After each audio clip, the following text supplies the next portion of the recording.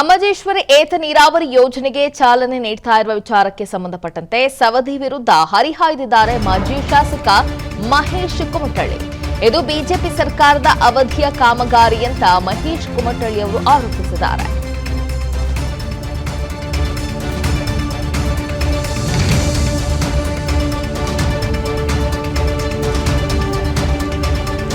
ಶಾಸಕ ಲಕ್ಷ್ಮಣ ಸವದಿ ಹೈಜಾಕ್ ಮಾಡೋಕೆ ಯತ್ನಿಸ್ತಾ ಇದ್ದಾರೆ. ಬಿಜೆಪಿ ಅವಧಿಯಲ್ಲಿ ಕಾಮಗಾರಿಗೆ ಟೆಂಡರ್ ಅನ್ನ ಕರೆಯಲಾಗಿತ್ತು. ವರ್ಕ್ ಆರ್ಡರ್ಗೂ ಮುನ್ನ ನೀತಿ ಸಂಹಿತೆ ಜಾರಿಯಾಗಿತ್ತು. ಹೀಗಾಗಿ ಬಿಜೆಪಿ ಅವಧಿಯಲ್ಲಿ ಕಾಮಗಾರಿ ನಿಂತು ಹೋಗಿತ್ತು ಅಂತ ಹೇಳಿದ್ದಾರೆ. ಇಂದು ಕಾಮಗಾರಿ ಕ್ರೆಡಿಟ್ ಅನ್ನ ತೆಗೆದುಕೊಳ್ಳುವುದಕ್ಕೆ ಮುಂದಾಗಿದ್ದಾರೆ ಅಂತ ಮಹೇಶ್ ಕುಮಟಳ್ಳಿ ಅವರು ಆರೋಪಿಸಿದ್ದಾರೆ. ಈಗಿನ ಶಾಸಕರಾದಂಥ ಲಕ್ಷ್ಮಣ ಸವದಿಜಿ ಅವರು 2004ರಿಂದ 2024ರವರೆಗೆ ಸುಮಾರು 20 ವರ್ಷಗಳವರೆಗೆ ಕಕಮರಿ ಕೊಟ್ಟಲ್ಗಿ ಭಾಗದಲ್ಲಿ ಬರ್ತಕ್ಕಂಥ ರೈತರ ಜಮೀನುಗಳಿಗೆ ನೀರನ್ನು ಬಿಡುವಂಥ ಯಾವುದೇ ಪ್ರಯತ್ನವನ್ನು ಮಾಡಿಲ್ಲ.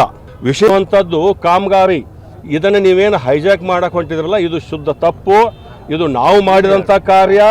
ಇದು ಭಾರತೀಯ ಜನತಾ ಪಕ್ಷದಿಂದ ಕೊಡುಗೆ. ಆ ಭಾಗಕ್ಕೆ ಜನರಿಗೆ ನೀವು ದಿಶಾಭೂಲ ಮಾಡಬೇಡ್ರಿ.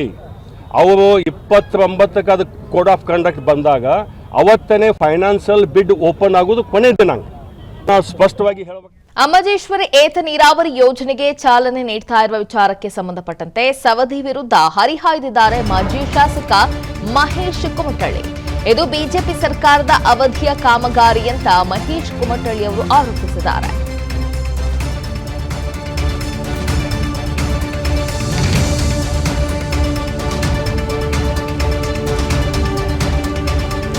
ಶಾಸಕ ಲಕ್ಷ್ಮಣ ಸವದಿ ಹೈಜಾಕ್ ಮಾಡೋಕೆ ಯತ್ನಿಸ್ತಾ ಇದ್ದಾರೆ. ಬಿಜೆಪಿ ಅವಧಿಯಲ್ಲಿ ಕಾಮಗಾರಿಗೆ ಟೆಂಡರ್ ಅನ್ನ ಕರೆಯಲಾಗಿತ್ತು. ವರ್ಕ್ ಆರ್ಡರ್ಗೂ ಮುನ್ನ ನೀತಿ ಸಂಹಿತೆ ಜಾರಿಯಾಗಿತ್ತು. ಹೀಗಾಗಿ ಬಿಜೆಪಿ ಅವಧಿಯಲ್ಲಿ ಕಾಮಗಾರಿ ನಿಂತು ಹೋಗಿತ್ತು ಅಂತ ಹೇಳಿದ್ದಾರೆ. ಇಂದು ಕಾಮಗಾರಿ ಕ್ರೆಡಿಟ್ ಅನ್ನ ತೆಗೆದುಕೊಳ್ಳುವುದಕ್ಕೆ ಮುಂದಾಗಿದ್ದಾರೆ ಅಂತ ಮಹೇಶ್ ಕುಮಟಳ್ಳಿ ಅವರು ಆರೋಪಿಸಿದ್ದಾರೆ. ಈಗಿನ ಶಾಸಕರಾದಂಥ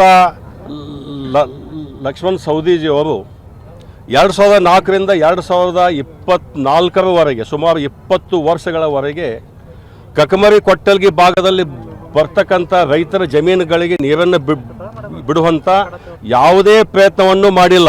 ವಿಷಯವಂಥದ್ದು ಕಾಮಗಾರಿ ಇದನ್ನು ನೀವೇನು ಹೈಜಾಕ್ ಮಾಡಕ್ಕೆ ಹೊಂಟಿದ್ರಲ್ಲ, ಇದು ಶುದ್ಧ ತಪ್ಪು. ಇದು ನಾವು ಮಾಡಿದಂಥ ಕಾರ್ಯ. ಇದು ಭಾರತೀಯ ಜನತಾ ಪಕ್ಷದಿಂದ ಕೊಡುಗೆ. ಆ ಭಾಗಕ್ಕೆ ಜನರಿಗೆ ನೀವು ದಿಶಾಭೂಲ ಮಾಡಬೇಡ್ರಿ. ಅವರು 29ಕ್ಕೆ ಅದು ಕೋಡ್ ಆಫ್ ಕಂಡಕ್ಟ್ ಬಂದಾಗ ಅವತ್ತನೇ ಫೈನಾನ್ಷಿಯಲ್ ಬಿಡ್ ಓಪನ್ ಆಗೋದು ಕೊನೆ ದಿನಾಂಕ.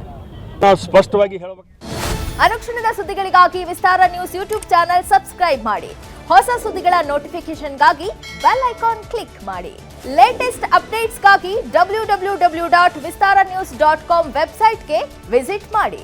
ಅಂಗೈಯಲ್ಲೇ ಜಗತ್ತಿನ ಸುದ್ದಿ ತಿಳಿಯಲು ವಿಸ್ತಾರ ನ್ಯೂಸ್ ಕನ್ನಡ ಆಪ್ ಡೌನ್ಲೋಡ್ ಮಾಡಿ.